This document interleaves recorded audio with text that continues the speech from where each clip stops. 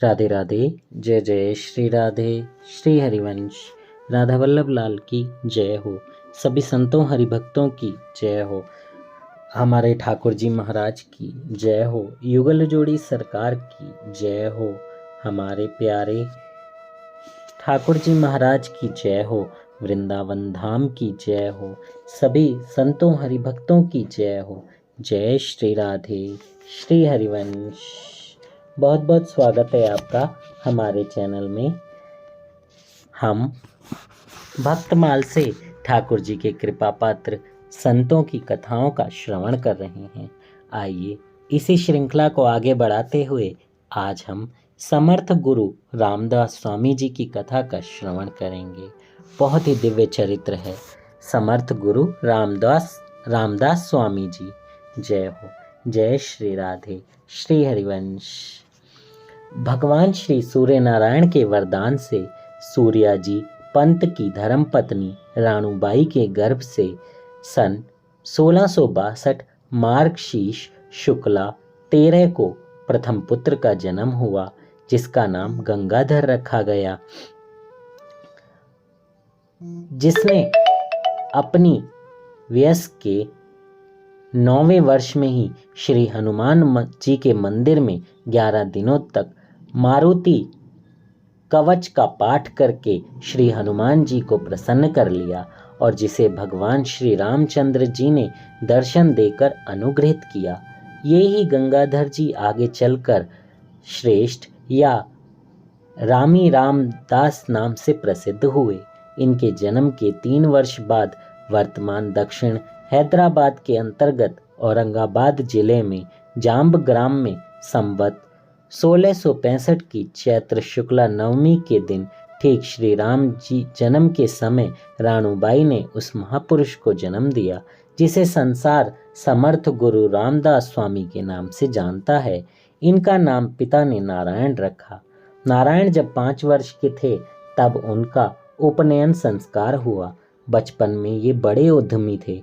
पेड़ों पर चढ़ना, एक डाल से दूसरी डाल या एक पेड़ से दूसरे पेड़ पर कूदना, पहाड़ों पर तेजी से चढ़ना उतरना, उछलना कूदना फांदना, ये ही इन सब के खेल थे। 5वें वर्ष में इनका उपनयन संस्कार हो गया। लिखना पढ़ना और हिसाब लगाना तथा नित्य का ब्रह्म कर्म भी उन्होंने बहुत जल्दी सीख लिया। सूर्य देव को ये नित्य 2000 नमस्कार किया करते थे। 8 वर्ष की ही अवस्था में इन्होंने श्री हनुमान जी को प्रसन्न किया और श्री रामचंद्र जी के दर्शन प्राप्त किए। जय हो। जय श्री राधे। कितनी कृपा है ठाकुर जी की और कितना कितना कितना ठाकुर जी का प्रेम है। ऐसे ही दर्शन भी दे दिए। कितने सौभाग्यशाली और कितने पूर्व जन्मों के इनके अच्छे कर्म रहे होंगे। इसलिए संतजन कहते हैं कि हमेशा अच्छे कर्म करो, भगवान बहुत प्रसन्न होते हैं। जय हो। भगवान श्री रामचंद्र जी ने स्वयं इन्हें दीक्षा दी और इनका नाम रामदास रखा। जब ये 12 वर्ष के हुए तब इनके विवाह की तैयारी हुई। विवाह मंडप में वर वधू के बीच अंतः पट डालकर ब्राह्मण लोग मंगलाचरण के श्लोक बोलने लगे। पहले मंगलाचरण के पीछे सब लोग जब शुभ लग्न सावधान बोले तब रामदास जी सचमुच ही सावधान होकर वहां से ऐसे भागे कि 12 वर्षों तक फिर घर के लोगों को पता ही नहीं लगा वे कहाँ गए। वहां से 3 कोस पर गोदावरी नदी है, उसे तैरकर रामदास जी ने पार किया और किनारे किनारे पैदल चलकर वे नासिक पंचवटी पहुंचे। पंचवटी में इन्हें भगवान श्री रामचंद्र जी के फिर दर्शन हुए। इस अवसर पर रामदास जी ने एक करुणा दशक द्वारा बड़ी करुणा पूर्वक वाणी में प्रभु की विनय की। जय हो। तत्पश्चात नासिक के समीप टाफली ग्राम में जाकर जहाँ गोदा और नंदनी का संगम हुआ है वहाँ एक गुफा में रहने लगे और इन्होंने त्रयोदक्षर श्री राम जय जय राम मंत्र का पुरुषचरण आरंभ किया। जय हो। दैनिक नियमों का पालन करने के पश्चात दिन या रात को जब जो समय मिलता उसमें रामायण, वेद वेदांत, उपनिषद, गीता, भगवत आदि ग्रंथ देखा करते थे। इस प्रकार वहां तप करते हुए 3 वर्ष बीत गए। एक दिन रामदास जी संगम पर ब्रह्म यज्ञ कर रहे थे, उधर से एक विधवा स्त्री ने आकर इन्हें प्रणाम किया। इस पर अष्टपुत्रा सौभाग्यवती भव ऐसा आशीर्वाद श्री रामदास जी के मुख से निकल गया, जिसे सुनकर स्त्री ने पूछा, इस जन्म में या दूसरे जन्म में? बात यह थी कि उस स्त्री के पति की मृत्यु हो गई थी और वह उसके साथ सती होने जा रही थी। सती हो जाने के पूर्व सत्पुरुषों को प्रणाम करने की जो विधि है, उसके अनुसार वह इन्हें तपस्वी महात्मा जानकर प्रणाम करने आई थी। रामदास जी ने कहा, अच्छा, शव को यहाँ ले आओ। लाश के सामने आते ही रामदास जी ने श्री राम नाम लेकर उस पर तीर्थोदक छिड़का। तुरंत वह मृत शरीर राम राम उच्चारण करते हुए जीवित हो उठा। इस प्रकार जो पुनर्जीवित हुए उनका नाम गिरधर पंत था और उनकी वह सती स्त्री अन्नपूर्णा बाई थी। अन्नपूर्णा जी ने फिर रामदास जी से कहा, मैंने तुझे पहले 8 पुत्रों का आशीर्वाद दिया था, अब श्री राम की कृपा से 2 का और देता हूँ। इस आशीर्वाद के अनुसार उस ब्राह्मण दंपति को 10 पुत्र हुए और उन्होंने प्रथम पुत्र श्री रामदास जी के चरणों में अर्पण किया। वही समर्पित पुत्र उद्धव गोसावी के नाम से प्रख्यात हुए। जब पुरुष चरण उनका समाप्त हुआ तो श्री रामचंद्र जी ने समर्थ गुरु रामदास जी को दर्शन देकर यह आज्ञा दी कि अब तुम सब तीर्थों की यात्रा करके कृष्ण नदी के तट पर रहो। तदनुसार श्री समर्थ रामदास जी को तीर्थ यात्रा चले गए। सबसे पहले श्री समर्थ काशी गए। वहां से अयोध्या जाकर श्री राम मंदिर में उन्होंने अपने परम आराध्य के दर्शन किए। तत्पश्चात गोकुल, वृंदावन, मथुरा, द्वारका होकर श्रीनगर, बद्रीनारायण और केदारेश्वर गए। वहां से पर्वत शिखर पर ध्यान लगाए बैठे हुए श्री श्वेत मारुति के दर्शन करने गए, जहां 4 महीने ठहरे और श्री श्वेत मारुति ने इन्हें प्रसाद स्वरूप टोप, मेखला, वल्कव, भगवे वस्त्र, जयमाल, पादुका और कुबड़ी दी। यहाँ से उत्तर मानस की यात्रा करके जगन्नाथपुरी और पूर्वी समुद्र के किनारे से लेकर दक्षिण समुद्र के तट पर श्री रामेश्वर सेतुबंध तथा लंका के दर्शन कर गोकर्ण, महाबलेश्वर, शेलाचल, शैल मल्लिका अर्जुन, पंच महालिंग, किष्किंधा, पंपा सरोवर और करवीर क्षेत्र, परशुराम क्षेत्र, पंढरपुर, भीमाशंकर और त्र्यंबकेश्वर होते हुए पंचवटी लौटे।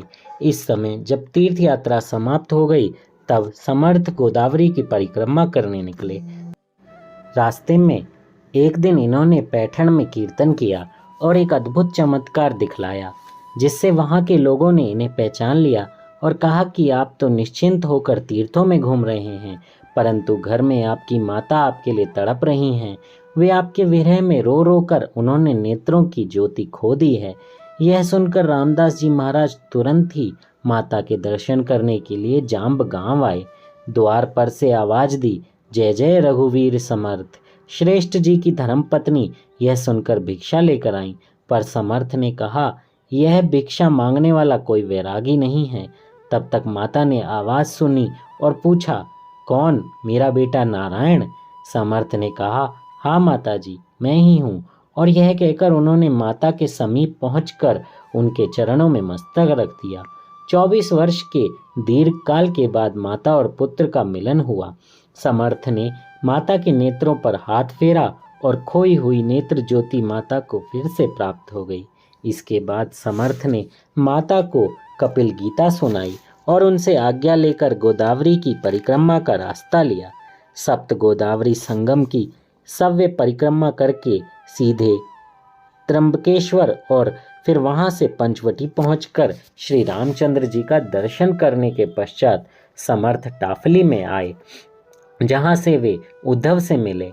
यहाँ यह बतला देना आवश्यक है कि तीर्थ यात्रा के प्रसंग में श्री समर्थ जहाँ जहाँ गए वहाँ वहाँ इन्होंने अपने मठ स्थापित किए और प्रत्येक मठ में एक एक अधिकारी शिष्य की नियुक्ति करी। इस तरह 12 वर्ष तपस्या और 12 वर्ष तीर्थ यात्रा करके श्री रामचंद्र जी के आज्ञा अनुसार वे कृष्ण नदी के तट पर आए। वहां माहुली क्षेत्र में श्री समर्थ जब रहने लगे तब बड़े बड़े संत लोग इनसे मिलने के लिए आने लगे।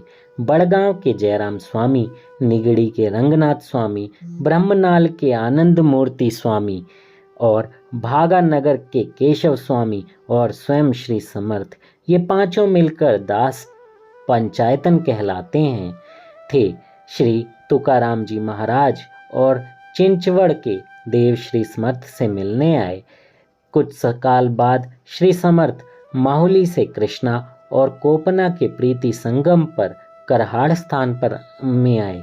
वहां से 5 मील पर शाहपुर के समीप पर्वत की एक गुफा में रहने लगे।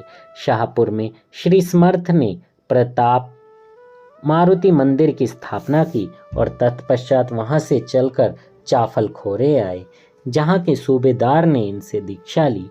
वहां से घूमते घूमते श्री समर्थ करहाड़ पहुंचे और फिर वहां से मिराज होते हुए कोल्हापुर गए। कोल्हापुर के सूबेदार पाराजी पंत बर्वे ने इनसे दीक्षा ली और उनकी बहन रखुमाबाई ने अपने अंबाजी और दत्तात्रेय नामक 2 पुत्रों के साथ अपने को श्री समर्थ के चरणों में स्थापित किया। श्री समर्थ जी ने रामनवमी का उत्सव बड़े धूमधाम से करने लगे। सबसे पहला उत्सव मसूर में बड़े धूमधाम के साथ संपन्न हुआ। उसके बाद प्रतिवर्ष अन्य स्थानों में क्रमशः श्री समर्थ संप्रदाय अनुसार नव चैतन्य के साथ श्री राम जन्म उत्सव मनाया जाने लगा। उन्हीं दिनों महाराष्ट्र में श्री शिवाजी महाराज हिंदू धर्म राज्य की संस्थापना करने में लगे हुए थे। श्री समर्थ रामदास स्वामी की सत्कीर्ति सुनकर श्री शिवाजी का मन उनकी ओर आकर्षित हुआ। उन्होंने इन्हें गुरु रूप में वरण कर लिया। चाफल के समीप शिंगणवाड़ी में श्री समर्थ ने उन्हें शिष्य के रूप में ग्रहण किया और श्री रामचंद्र जी के त्रयोदाक्षर मंत्र का उपदेश दिया। उसके बाद श्री समर्थ पार्ली में आकर रहने लगे। वह तभी से सज्जनगढ़ कहलाने लगा और वहां अनेक साधु संतों के अतिरिक्त सुभीते का स्थान होने के कारण श्री शिवाजी महाराज बार बार इनके दर्शन के लिए आने लगे। जब शिवाजी महाराज सतारा में थे तब श्री समर्थ करज गांव से चलकर भिक्षा मांगते हुए राजद्वार पर पहुंचे। महाराज ने इन्हें साष्टांग प्रणाम करके एक पत्र लिखकर इनकी झोली में डाल दिया, जिसमें यह लिखा था कि आज तक मैंने जो कुछ भी अर्जित किया है वह सब स्वामी के चरणों में समर्पित है। दूसरे दिन श्री शिवाजी महाराज स्वामी के साथ झोली लटकाकर भिक्षा भी मांगने लगे, परंतु जब श्री समर्थ ने इन्हें समझाया कि राज्य करना ही तुम्हारा धर्म है, तब शिवाजी महाराज ने अपने हाथ में फिर शासन सूत्र ले लिया और स्वामी जी के मंत्र अनुसार राज कार्य करने लगे। श्री समर्थ जब तंजावर गए थे तब वहां के एक अंधे कारीगर को आंखें देकर इन्होंने श्री राम, लक्ष्मण, सीता और हनुमान जी की 4 मूर्ति बनाने का काम सौंपा था। ये मूर्तियां फाल्गुन कृष्ण 5 को सज्जनगढ़ पहुंची। इन्हें देखकर श्री समर्थ को परम संतोष हुआ। उन्होंने उसी दिन 4 मूर्ति की विधि पूर्वक स्थापना करी और पूजा अर्चना होने लगी। फिर माघ कृष्णा 1 के दिन सबके कहे अनुसार श्री समर्थ ने महाप्रयाण की तैयारी करी। श्री राम मूर्ति के सामने आसन लगाकर बैठ गए। उनके प्रयाणकालीन उद्गारों को सुनकर उद्धव आदि शिष्य घबराए। इस पर श्री समर्थ ने कहा, आज तक जो आध्यात्म श्रवण करते रहे, क्या उसका यही फल है? शिष्यों ने कहा, स्वामी आप सर्व अंतर्यामी हैं, घट घट के वासी हैं, पर आपके प्रत्यक्ष और संभाषण का लाभ अब नहीं मिलेगा। यह सुनकर श्री समर्थ ने शिष्यों के मस्तक पर हाथ फेर कर कहा, आत्माराम, दासबोध, इन 2 ग्रंथों का सेवन करने वाले भक्त कभी दुखी नहीं होंगे। तत्पश्चात 21 बार हर हर शब्द का उच्चारण करके श्री समर्थ ने ज्यों ही श्री राम नाम लिया, त्यों ही उनके मुख से एक ज्योति निकलकर श्री रामचंद्र जी की मूर्ति में समा गई। श्री समर्थ के प्रसिद्ध ग्रंथों के नाम ये हैं: दासबोध, मनोबोध, करुणाष्टक, पुराना दासबोध, आत्माराम, रामायण, ओवी 14 शतक, स्फुट ओवियां और पंचीकरण योग और चतुर्थमान, मान पंचक, पंचमान, स्फुट प्रकरण और स्फुट श्लोक।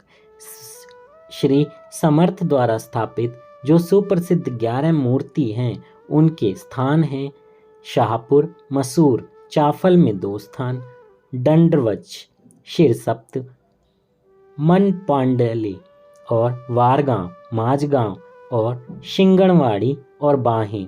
श्री समर्थ ने लगभग 700 मठों की स्थापना की और उनके मुख्य नाम ये हैं, मुख्य मठ जो हैं उनके नाम ये हैं: जाम्ब, चाफल, सज्जनगढ़, टाफली, तंजावर, डोमगांव, मनपाड़ले, मीरज, शाड़ीबड़े, पंढरपुर, प्रयाग, काशी, अयोध्या, मथुरा, द्वारका, बद्री केदार, रामेश्वर और गंगा सागर। जय हो। जय श्री राधे। श्री हरिवंश। बोलिए गुरु रामदास स्वामी जी की जय हो। भगवान श्री राम की जय हो। भगवान श्री कृष्ण की जय हो। सभी संतों हरिभक्तों की जय हो। कितने कितने सिद्ध संत हैं, कितने प्यारे संत हैं, हमारे लिए इतना कुछ करके गए हैं। ये सब हम सब कलयुगी जीवों के लिए ही उन्होंने किया है, ताकि हम अपना मन भगवान के चरणों में लगा सकें, भगवान की सेवा कर सकें, नाम जप कर सकें, भगवान का सहारा ले सकें। वरना उन्हें क्या मतलब था इतना सब कुछ लिखने का, इतना घूमने का, इतना प्रभु की सेवा करने का। ये सब हमारे लिए, वो तो बचपन से ही सिद्ध थे।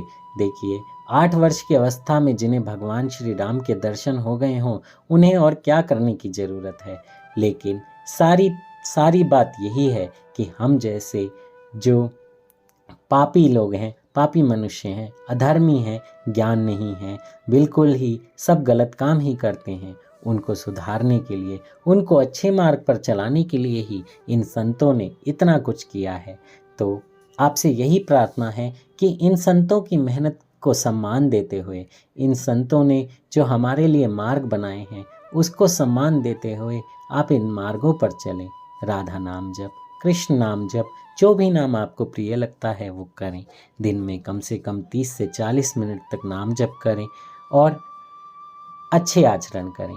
जय श्री राधे। श्री हरिवंश। इससे आगे हम कल श्रवण करेंगे एक नई कथा के साथ। जय श्री राधे।